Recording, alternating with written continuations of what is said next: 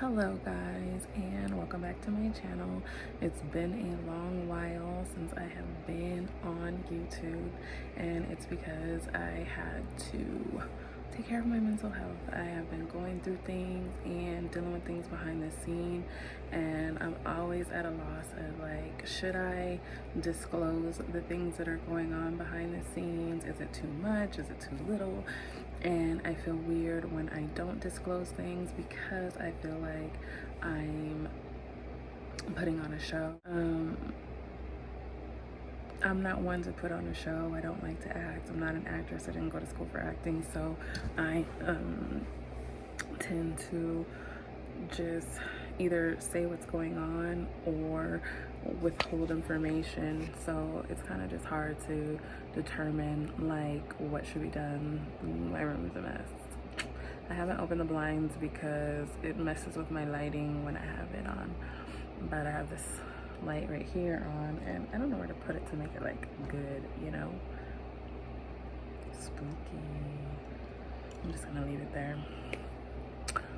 So over the last month, I've been dealing with a lot of marital issues, and it's like, I'm no stranger to marital issues. I know that in a marriage, it's not always going to be perfect, hunky-dory, and happy times, but something about this time was very different than all the other times, and I think I had just reached this point in my life where I'm at, where enough was enough. So I've just been trying to navigate through that situation while trying to make sure that I take care of myself mentally. I have a problem with putting myself first, feeling like I am worthy enough, deserving good things, and I settled for less because that's what I felt like I deserved. So I went several years and in my marriage and took scraps instead of getting everything that I deserved, and told myself that that was good enough. So I get kind of triggered, but I know it's like my fault, you know what I mean? Because I accepted those things, and I have to take ownership for the role that I played in it, because it wasn't one-sided. You know how like when you get something that's done nice to you, but it's supposed to be done for you anyways, right? So something that's done nice for you, and you kind of blow it up in your mind to make it something way bigger than what it was, because you know that you're not going to be getting anything from that person. So that's kind of how I lived my life. When he would give me affection, it became a big deal. When he would show me that he loved me, it became a big deal, because I wasn't used to getting those types of things from him. So everything was exaggerated when it happened, and it made him feel like he was doing more than what he was doing because it was exaggerated. And then he'll be like, oh, well, remember that time I did X, Y, and Z, even though it's stuff that's supposed to happen in a relationship. Because I was so like not consistently getting these things, it became a big deal when it did happen. So last month, a situation came out between with him, and I just felt so disrespected, like so disrespected. And it wasn't something that hadn't happened before. It was a part of our marriage in the past, and so it wasn't new to me that this situation arose. But I just felt like after all this time together, because we've been together 21 years and married 19, that I deserved better. And I wasn't getting better, I was getting the same thing. But again, I will take responsibility for that part, because I allowed that situation to kind of get swept under the rug.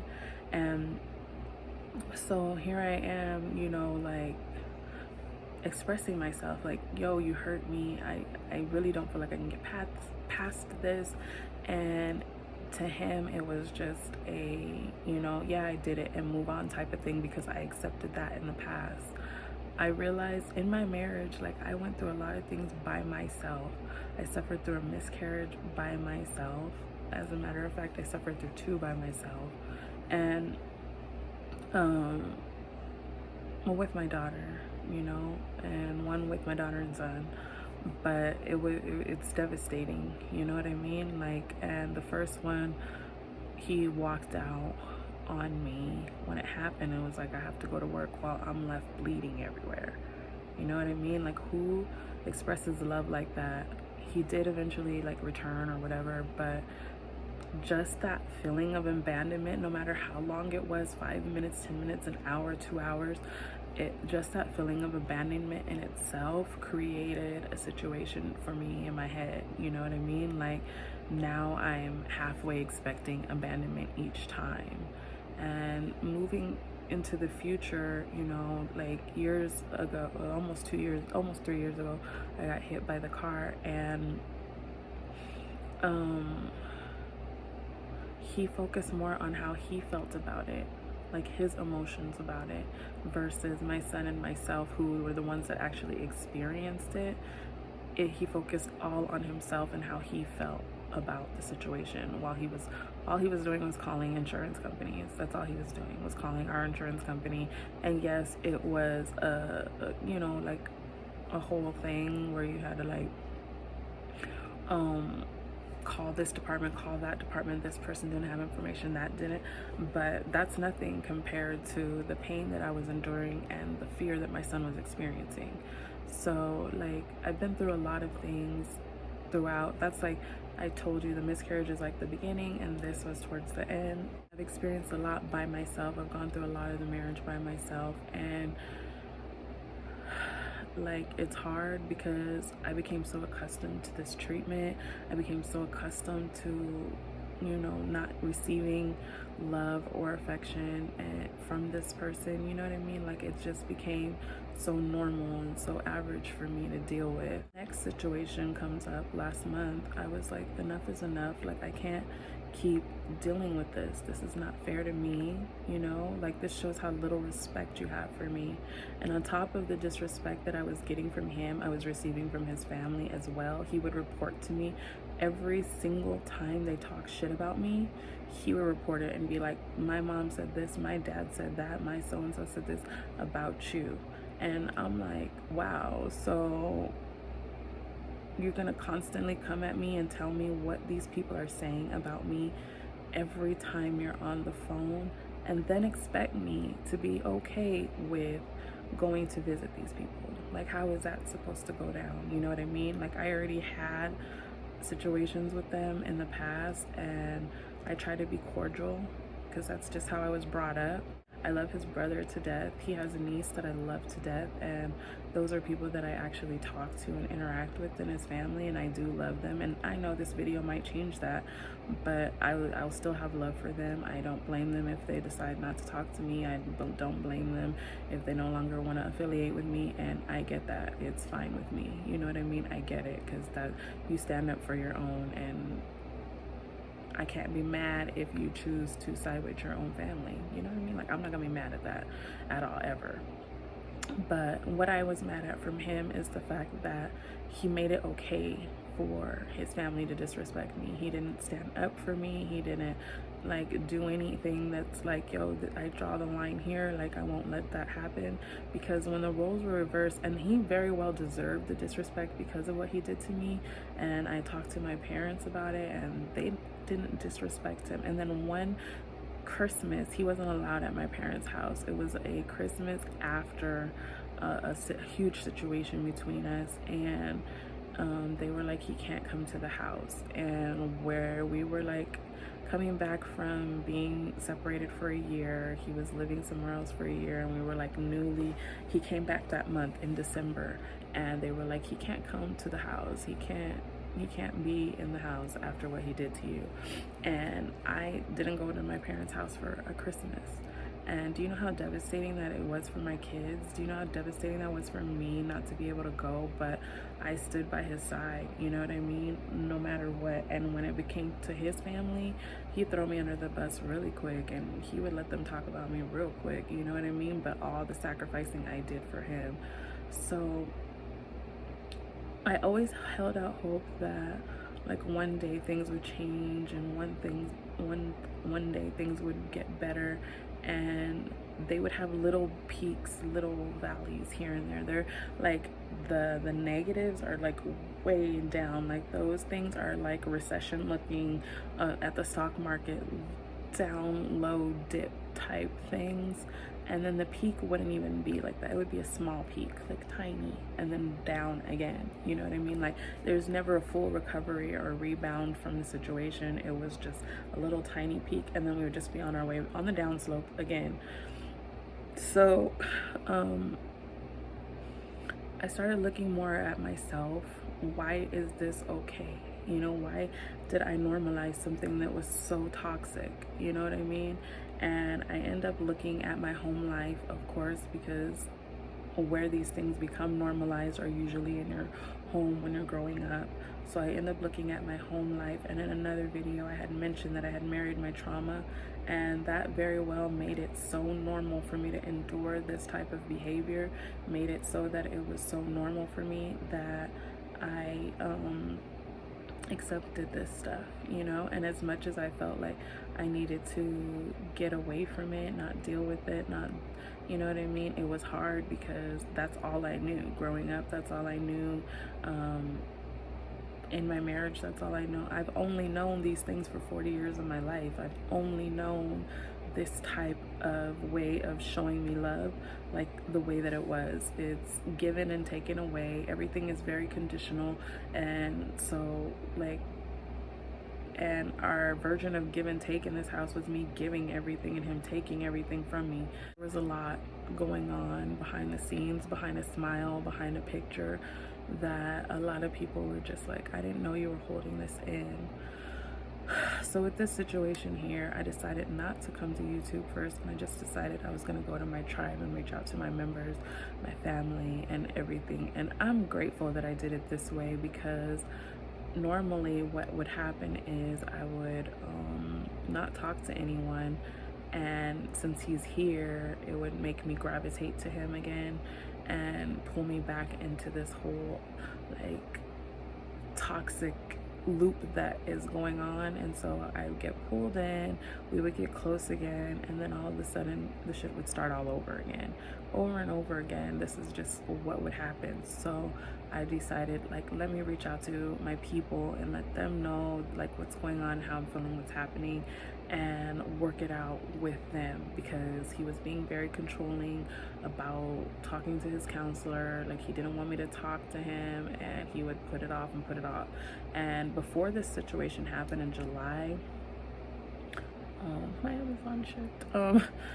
Before this situation happened in July, it was April where we had a situation that was regarding his family, and he reported some things that were said about me, and I was like, okay, like, what do you get from telling me these things? Because obviously, if you're gonna report these things to me, right, you're gonna tell me these things that were said about me, right, from your family, then you don't care about the relationship I have with your family. Because clearly, if you wanted me to have a relationship with them, you wouldn't say those things. You know what I mean? Like, you're not making anything better between us because you're telling me these things. So he told whatever, and I was like, do me a favor. If you talk to them on the phone, they have things to say about me, please don't tell me. You know what I mean? Just don't tell me, because it's gonna get ugly. I'm not gonna, like, it's not happening. You know what I mean? So for 4 days straight, he decided that he was going to joke around, make light of something that hurt my feelings, because clearly the things that they were saying were not nice, right? So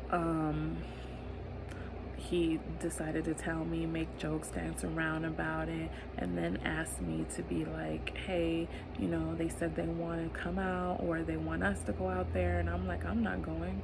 Like, that's like walking into the lion's den with a whole bunch of hungry lions. Why would I do that? Like, why would I set myself up to be in a position where I'm surrounded by a group of people? Because last time I went out there, I was approached by people I didn't even know with my business. And I was like, how is my business getting out? You guys could take a guess. You know what I mean? So after that, I was like, I'm good. You know what I mean? Like, I don't need this in my life. If this is how they approach being a part of a family, a unit, then I don't need that, because my family doesn't do that to him, and they don't walk up to him with some kind of business of his and be like, I heard X, Y, and Z about you. He's been around my family several times. I can't attest for every toxic member of my family. There's one person that might be out of line, but for the most part, my family is always, but she's out of line with all of us, so it's not just one person. Okay, y'all all have that one person that you just can't reel in. Anyway, so he didn't do anything. I felt uncomfortable, like I wanted to leave. I wasn't in my space. I didn't have people, like I was calling my mom in tears over the treatment that was happening. They were staring at us as if we were animals on display and not saying words. Like, who does that? You know what I mean? With my children, they never made my family feel welcome for anything. It was just always a negative experience. So I decided this year, I was like, I just can't keep exposing myself to toxicity. That's just period. You know what I mean? And I'm like, if you want to go see them, which I don't know how many years I've been like, go see your family. And he would be like, no, I don't want to go. They're toxic. And I'm like, he doesn't tell the truth to his family about how he's feeling and why he doesn't visit and all that stuff. Of course, they probably are thinking it's me, but he's grown. He could fly out by himself. He doesn't need me to hold his hand. So it's not me. You know what I mean? It isn't me. He decided on his own. He did not want to deal, because I try to send him any chance I get to go see his family, and he just won't do it. So that's what happened, that got us into like a really dark space in the beginning, because when I'm expressing my clear like dislike or you know something that hurt or bothered me, and he was making a joke about it, it just really bothered me. So then for the next couple months or whatever, he would find ways to just integrate that in, and I'm like, okay, well, whatever, you know what I mean? I ended up having us separate into different spaces, because I just can't be laying next to somebody that's gonna be disrespectful to me, and I'm not gonna do it. I refuse to do it. So he is in another space, and then another situation comes up, and it's involving other women, and I'm like, I cannot, you know what I mean? I've already been here, I've done this dance, I've already dealt with it, and I'm not gonna keep dealing with it. It's just not gonna happen. So I am in a place right now where I'm just trying to figure me out, you know what I mean? I am in a position right now where I'm just gonna be focusing on how we can get through this year, because my son has one more year of school left, and figure that out, and then get myself set up in every way possible, and then go from there to wherever we end up. My son is planning on going to college. We're looking into all these colleges that are messaging him and stuff like that, so we might end up somewhere where he's going to school at, and he can stay here and he can have this house. Because at first I was like, I want to fight for the house, because I did everything for this house. What it looks like to the outside world is that he does everything, because I made it look that way, but I put everything in motion for this house. I filled out every single paperwork for this house. I emailed, faxed, whatever, everything that had to do with this house. So that was all me. He didn't even, I just got up one day and I was like, I'm tired of being in an apartment, and I started all that. The move, I facilitated all the move. The move came from my money, from my accident. So everything that happened from the point that we got to Texas, even before we got to Texas, even before then, because people thought, oh, well, he's the one doing this, that, and the third, you know what I mean? But he would have had us homeless so many times. It's not cool. And some people assumed that because I was at home with my kids, I wasn't bringing in any sort of income whatsoever, and I was. So they may have thought one thing, and it may have looked like one thing to the outside world, but it's definitely a whole nother thing. And so I'm just here, like, I'm just tired of it. I'm setting the record straight and giving an update that my mental health always is going to come first. And so that's why it took me a while to get to this point where I can come on camera. I never got to the point of like crying about it or anything else. And maybe that's just the when a woman's fed up part comes in and just you're just done with everything is kind of how it feels like. That's kind of like where it feels like I'm at, you know what I mean? Like you just get fed up, and dealing with somebody for this long, it's painful to deal with them on this level and have to deal with all the hurt and all the pain that is caused, you know what I mean? And so you just get tired of it at some point. And I knew chapter 40 was going to be something else, you know what I mean? Like I knew it was going to be something else because I felt it in here, an awakening. So I just was like, I know this one's going to be a trip. Like, you know, whatever happens this year, it's going to be something very memorable other than the pandemic. So far it's been great, to be honest with you. Even with the hurt, even with the pain, it's been great because I'm open up and I'm seeing things from like, this is my contribution to what happened, this is his contribution to what happened. And even though he doesn't take real ownership for the things that he does, eventually you'll have to face the facts of what you've done, you know? So that's just that. My message in all of this is don't accept crumbs and have them tell you it's a cake, because it's not. It's still crumbs. They're still giving you the bare minimum. And don't let somebody tell you like things that they're supposed to be doing for you are extras, because they're not. You know what I mean? They're not. So I don't know.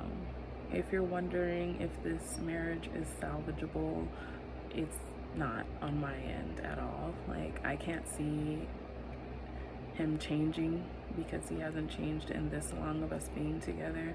So it's not salvageable in my opinion. It's done, you know?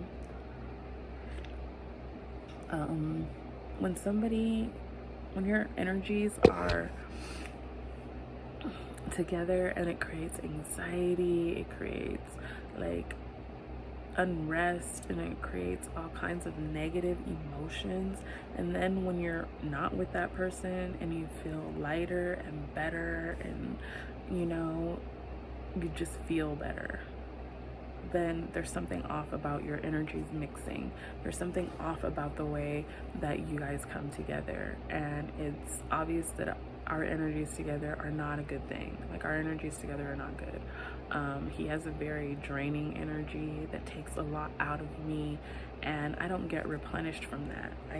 What I get from that is just a lot of being drained, a lot of physical ailments, a lot of just, I feel very down, depressed, and around his energy. And I spent a large portion of our marriage depressed, but hiding it for my kids. So I don't want to feel that way. Like the next energy, if I mix with any other energy again, I want to make sure that it's an energy that we're uplifting one another, not one person uplifting the other and the other person dragging the other person down. So I just got to make sure that energy is right the next time. But it's definitely been quite a ride these last few months. This pandemic, I will always say, has been the greatest teacher of mine, and it's taught me so much about myself, my mental health, about my past, my trauma, everything. It's taught me so much, and I'm so grateful to have time where I can reflect on these things. And so with that being said, that is my life update. I know it's probably not anything anyone was expecting, but it's just, that's what's happening. And I don't know, the place that I'm at energy wise is I'm in a good place, and until I have to interact with them of course, but I'm in a good place. I'm a good woman. I provide a lot to the man. Even a man like that wasn't treating me well, I treated him very good. I did very well for him. I'm a good person. I deserve love. I deserve attention. I deserve anything that I want. The point in your life where you have to take responsibility for that trauma. You can't just keep blaming your mom and dad for clearly everything that's going wrong in your life when you're doing things to yourself. Like, your mom and dad didn't make you do the things that you did to us, to our family. You know what I mean? Your mom and dad didn't do that. You're making choices. These choices are yours. So no one's forcing you to do anything. Yes, you have past trauma, so do I. But I mean, the way that my trauma worked out for me was I wasn't doing bad things to people, I was doing bad things to myself. So, you know what I mean? Like, he was making me pay for things that had nothing to do with me. I was like, I didn't do anything to you, and all I tried to do was love you. I don't know. I hope he heals from whatever trauma he's experiencing, but to be honest with you, I feel like he likes to blame. He likes to have somebody to blame for what's going on in his life, and a reason not to do something, because he sat on the couch for like weeks on end not doing anything at all, and it's easy to blame me or someone. Hold on, oh my god. I think he's just really bent on blaming others. He enjoys it, and it doesn't, you know, like, it prevents his growth, but he doesn't care about all that. So, yeah. I know that I will have good and bad days with relation to what's going on with me, but just like this wisdom tooth pain I've been having, it's gonna go away eventually. Like, one day that pain is gonna subside. It's not gonna be as much. It's not gonna hurt as bad, and it's gonna subside, and I'm going to hopefully forget. But I know the plan for me going forward is just to heal myself. I'm no good to anybody if I'm carrying around a weight of a 21-year relationship, and I'm gonna hurt the next person that I'm with. And I would never want to do something like that intentionally. I would never want to hurt someone because I was hurt. And I know they say hurt people, but really that's not an excuse to go out and inflict pain purposely on people because your childhood was messed up. I never would go out and intentionally do that to somebody because my childhood was crap. You know, if you do it unbeknownst to you is one thing, but whenever I called it to his attention, the kids called it to his attention that we were being hurt by his action, and he just continued to do so, like do whatever that thing that was causing the hurt, it just let me know then that he did not care at all about us. And the kids checked out after that, and that was a decade ago. So after that, it was just hard. But anybody through pictures or anything can make life look good. You know what I mean? You can make it look happy, you can make it look smiley, you can make it look great just by taking a picture, but not knowing the horrors that came before that. There were some pictures that were triggering me. It caused me a panic attack, a really bad one, because there was a picture that was taken and it was me, him, and Taj. And I remember the night before that picture was taken and things that were happening in the home before that. Oh gosh. The things that were happening in the home before that picture was taken, and it just triggered me. I had the worst panic attack. I was trying to record and it was really, really, really bad. And I think that was like my last mental health Monday that I tried to record. I was experiencing the worst panic attack, hyperventilating, crying. It was the worst feeling ever. And it's weird, you know, because in that picture we look so happy, and then it's weird to think of what transpired the night before, you know what I mean? So I don't know. I've got to be a stronger person for myself, for my kids. I've got to be a stronger person because I know it's in me, and I know that I'm strong, and I just got to do better for myself. I have to hold whoever I come across and whatever I do, I have to hold my life to a higher standard because that's what I deserve, you know? It's really hot and I just really insist on drinking it. It's green tea and soursop leaves, but it's okay. Like, I have to honor myself and my mental health, and that's why I took the time off to not record and interact with my tribe. And they've been nothing but supportive, the greatest women in my life, and one man in my life, and they definitely helped me through this process and helped me see the good in me. And you know, you have to have people that will help you, call you out on your shit. Like, there's different people for different parts of your friendship, and a lot of my friends are just call you out on your shit people, like, you know, and we call each other out. I had to drop some people, you know, a long time ago, but just because it was just hard to speak honestly with them, because you kind of have to be so delicate, and that's not really like where I'm at in my life, and the space that I'm in right now is delicacy, it's honesty, you know what I mean? I just tend to flock to people that'll just be like, you're acting ridiculous. And I did check in with my tribe to see if I was overreacting, because you very well could be. But at the end of the day, however I felt was still valid, you know, regardless of what anyone could have said. I know that my feelings were valid. And so, but also having other people say like, yo, that is fucked up, then it made me feel a lot better, like just knowing that I wasn't overreacting. I mean, there was a time, one of them, that, you know, my friend was like, you know, I understand why you feel the way you do, but it could be because of the last situation, you know what I mean? So it's just good to have people that can call you out on your shit. I appreciate them, I love them. It's all love over here. And you're only as strong as the people of your tribe. So whenever someone is going through something, you uplift that person.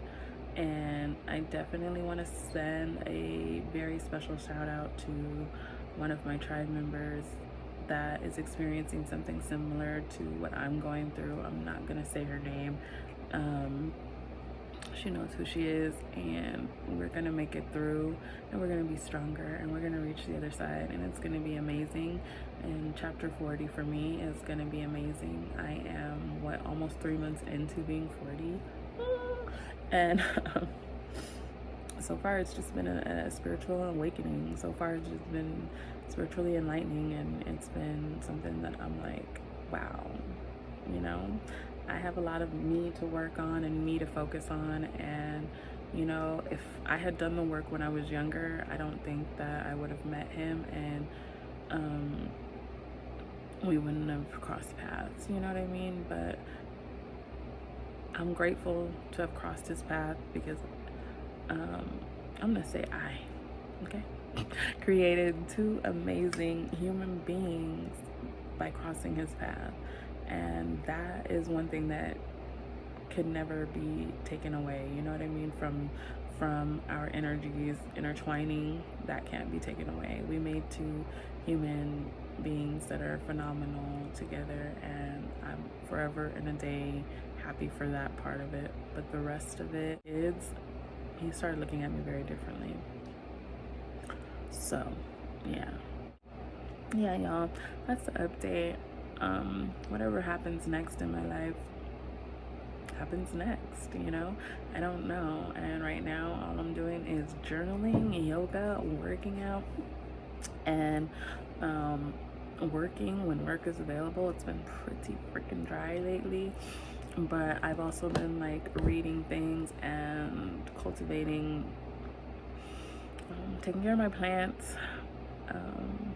You know, I'm finding other things to do for my downtime, and I've been just, you know, researching. You guys, I think I want to do doula.